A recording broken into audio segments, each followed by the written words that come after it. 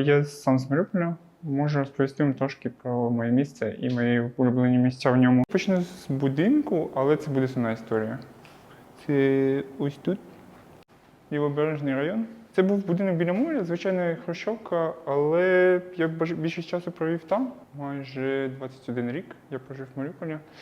Але потім я приїхав в Київ. Тут було супер класно, тому що 10 хвилин, щоб дійти до пляжу. Типу, насправді, в мене була тут гора заводська, шлакова така гора величезна.